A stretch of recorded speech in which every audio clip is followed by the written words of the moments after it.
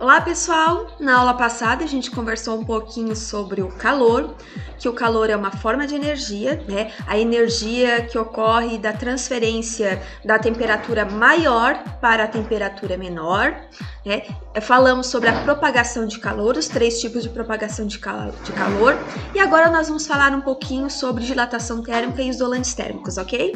Para encerrar o assunto a respeito do calor. Então vamos lá. A dilatação térmica. Perdoe-me, vocês devem estar escutando sons ao fundo. Eu estou gravando esse vídeo sozinha em casa com o meu filho. E pode ser que vocês escutem ele conversando, ele brincando, tá? A gente tem que trabalhar da forma que nos é possível, né? Então, voltando aqui. Vocês já devem ter reparado que em dias de calor, principalmente quem usa anel, em dias de calor, o anel na nossa mão, ele fica um pouquinho mais apertado.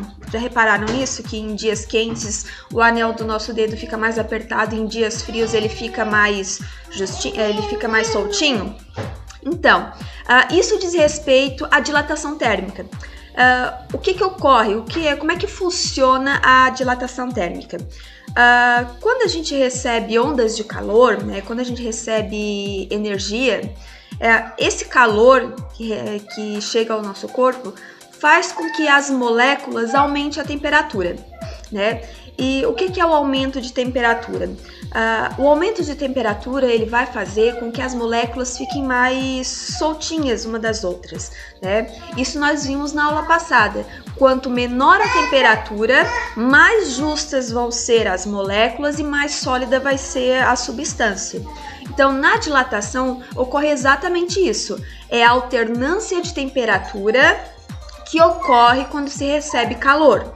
Então, quanto maior o calor recebido, maior vai ser a dilatação. No caso do anel, quando a gente recebe ondas de calor, as moléculas que formam a nossa mão, né, das substâncias da nossa mão, elas vão aumentar de tamanho. Não que elas vão aumentar de tamanho, mas elas vão se separar um pouquinho mais, né? Isso vai fazer com que a mão aumente de tamanho. Entenderam? Então, quando recebemos calor, as moléculas elas têm a tendência de se afastar um pouquinho mais, né, fazendo com que aquele objeto, aquela substância, aumente um pouquinho de tamanho. Não é que vai aumentar em proporções gigantescas, não é isso. A diferença é bem pouquinha. Tá? Dependendo da substância, pode ser que não fique perceptível à primeira vista, né? Mas ela vai dilatar, ela vai aumentar um pouquinho. Então, isso é a dilatação térmica, tá? Então, aqui, ó, o que é a dilatação térmica? É o processo de contração e dilatação dos corpos, né? Ocorre em virtude do aumento ou diminuição do grau de agitação das moléculas que constituem os corpos. Ao aquecer um corpo, por exemplo, ocorrerá um aumento da distância entre as suas moléculas, em consequência da elevação do grau de agitação delas. Então, o que isso significa? Aquilo que a gente comentou, à medida que o corpo vai aquecendo, vai aumentando de temperatura, as moléculas vão ficando agitadas e vão começar a se distanciar um pouquinho das outras. E isso causa um espaçamento maior entre elas, fazendo com que aquela substância ela aumente de tamanho. Ok? Então, isso ocorre estritamente oposto quando os objetos são resfriados. Quando eu tenho um objeto numa temperatura X, por exemplo, e você resfria esse objeto, a tendência é que as moléculas façam o trabalho oposto. Ao invés de elas se distanciarem, elas vão se juntarem. Isso vai fazer com que o objeto diminua de tamanho. Ok? Então é isso, a dilatação térmica. Dependendo da mudança de temperatura, as moléculas podem se afastar ou se agrupar, alterando o tamanho da substância. Ok? Vamos agora falar um pouquinho sobre os isolantes térmicos. Então, o que é um isolante térmico, pessoal? Um isolante térmico é aquela substância que não vai deixar o calor passar, ou então que vai ter uma passagem restrita de calor, que ele deixa o calor passar um pouquinho, mas nem tanto, tá? Então, o isolante térmico são aquelas substâncias que impedem a passagem de calor, impedem a passagem de energia, né? Ele não deixa ou deixa de forma restrita o calor passar. Por exemplo, a lã é um isolante térmico. A lã não deixa o calor se propagar com muita facilidade, então a tendência é de que quando a gente coloca uma blusa de lã, o calor emitido pelo nosso corpo, ele fica retido ali na blusa. Isso faz com que a gente fique mais quentinho. Então, não é que a gente use um cobertor ou uma blusa de lã para o frio não entrar, é muito pelo contrário, nós usamos isolantes térmicos, né, blusas de lã, casacos, cobertores, para não deixar o nosso calor, a energia emitida pelo nosso corpo sair. Estão lembrados que o calor é a passagem de energia do meio de maior temperatura para o de menor temperatura? Imaginem vocês num dia muito frio, tá? Por exemplo, a temperatura do corpo humano é de 36 graus Celsius, né? Aí eu saio na rua e lá tá muito frio, tá uma temperatura em torno aí de 10 graus Celsius. Imaginem só.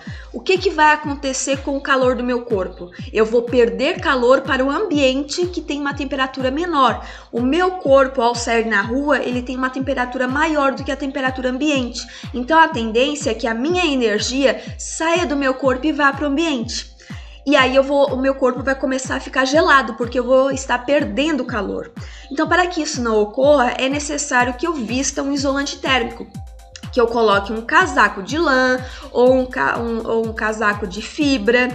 Por quê? Porque a fibra, a lã, a pele, né, casacos de pele, casacos de couro, tudo isso é isolante térmico, tá? Ele vai criar uma barreira, tá? Ele vai criar uma barreira para que o calor emitido pelo meu corpo não saia para o ambiente, tá? Então, o que é o isolante térmico? É uma barreira, tá? Que vai dificultar a saída do calor para o ambiente externo. É assim que funcionam os casacos, os cobertores, a garrafa térmica, tá? Por que quando a gente coloca o café numa garrafa ele permanece quente? Porque o material, né, a substância, o material que constitui a garrafa térmica é isolante térmico e não deixa o calor do café sair para o ambiente.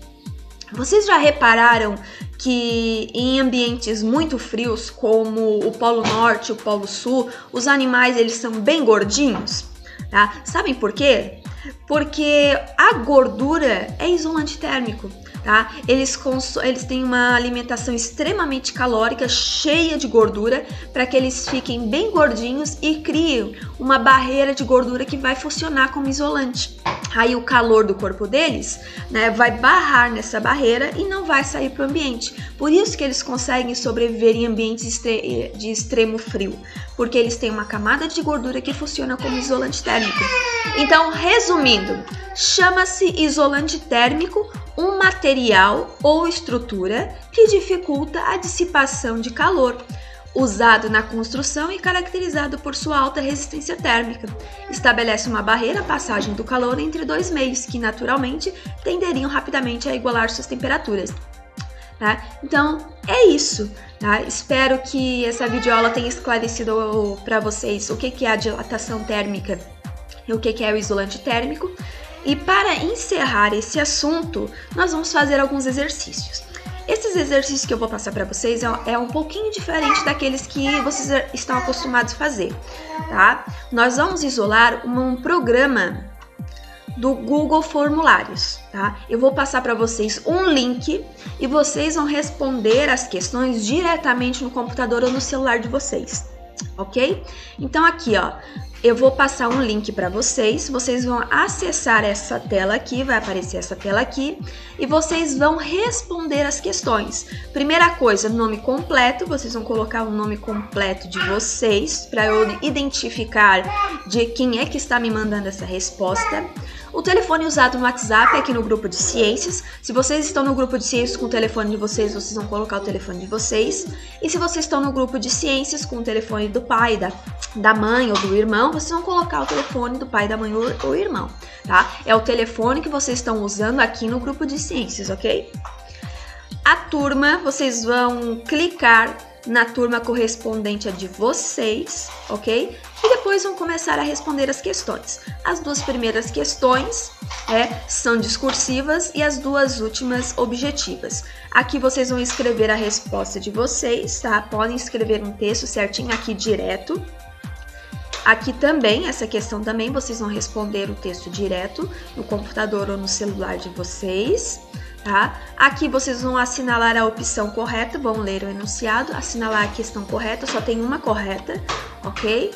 E aqui também. Finalizando essas questões, vocês vão clicar em enviar e ele vai diretamente para o meu arquivo do computador, do meu Drive, tá? Aí vocês não precisam passar para o caderno de vocês, porque eu vou receber direto essa atividade, tá? Lembrando que todas as atividades que vocês estão fazendo aqui no grupo de ciências são atividades que valem pontuação para nota de caderno, apesar dessa aqui vocês não estarem fazendo no caderno de vocês, vai valer pontuação de participação de nota de caderno, ok? Então, façam essas atividades. Na próxima aula nós vamos fazer a correção delas e em seguida a gente vai fazer uma atividade avaliativa, e essa sim vai valer de 0 a 10, né, para o cálculo da nota bimestral de vocês, ok? Então, pessoal, por hoje é só.